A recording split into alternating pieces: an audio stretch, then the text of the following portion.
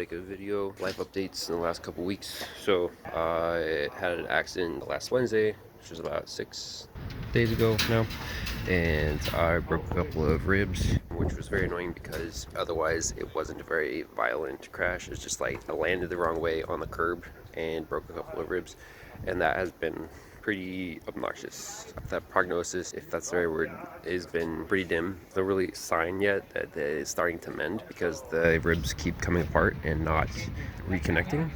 And the way that they broke was very straight down the middle.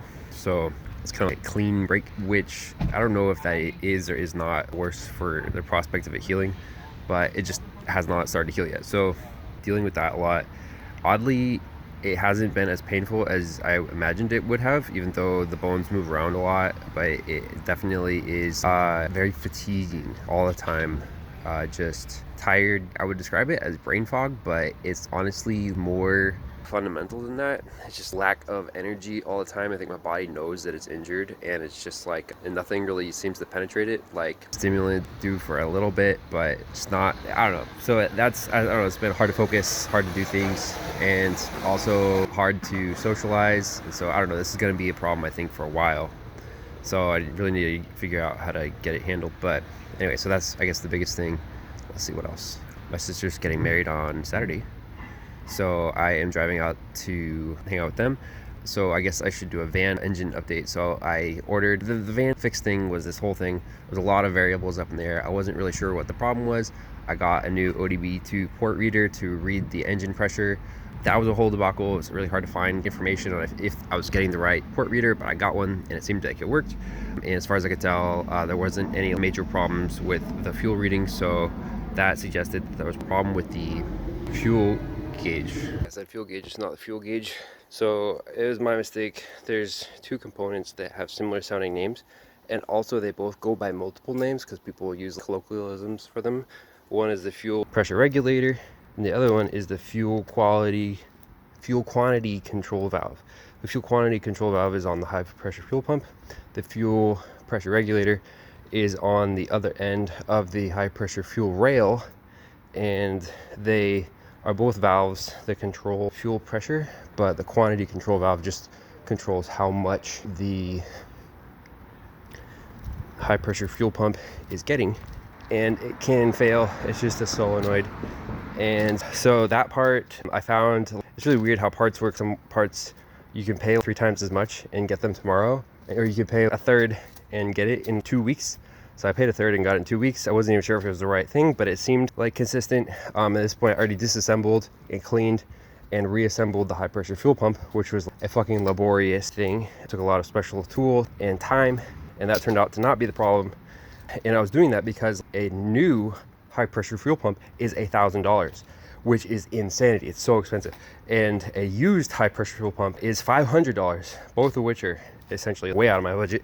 So I was trying to clean it to not have to go through the trouble of fucking replacing it.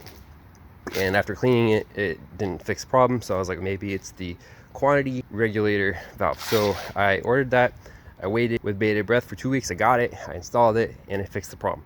Hooray! So now my van seems to be running again. In the process though, there are a few other things that came to light. My fucking fuel gauge stopped working entirely for some reason during that process. And I think it's just because my low pressure fuel pump is going bad. And so I need to replace that. And that's another something that's probably 50 to 100 bucks to replace. Again, using those weird rules where if you order a super cheap one, it will come in 2 to 3 weeks. But if you order an expensive one, it will cost way more. Anyways, Mercedes parts are minimum 2 times more expensive, and maximum 5 or 6 times more expensive. It's crazy how much more expensive they are. So anyways, that's all of the van updates. Actually, there's one more update with the van. So now that I've got broken ribs, I need to take apart the high pressure fuel pump one more time, and because I forgot to put in these tiny little springs that went in there, and I don't want to drive it a long distance. I think I might have really bad fuel economy if I don't put in those tiny little springs, although it seems to be running fine right now. And the problem is that the nuts that are holding it together are on with super high torque. I'm not sure I can even get them off with fucking injury like this. So I'm gonna try to do it. I've got a breaker bar that can give me extra leverage, and then I might also put another pipe on top of that to give me even more leverage so I don't have to apply as much force physically. But that's another thing I've got to deal with tomorrow. What else? So my sister's getting married on Saturday. I'm excited about that. I'm gonna go home and see the family. And those are all the updates about my personal life for right now. There were 3 different fashion show events that I had to skip this last week because of my injury, and that sucked.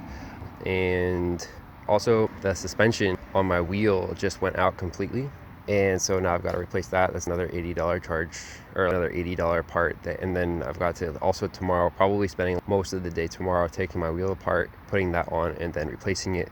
We'll see how that goes. Again, because of my injury, it's hard to lift things, and it's hard to do anything that takes physical force or effort, so I'm gonna do my best to do that. But that's all for now. Sorry that all of the news is negative. On like the general life front, I think the news is generally negative, but on the philosophy front, the news is intensely positive. So I'm gonna make a video about that, and if you want to hear the positive news, go watch my philosophy video.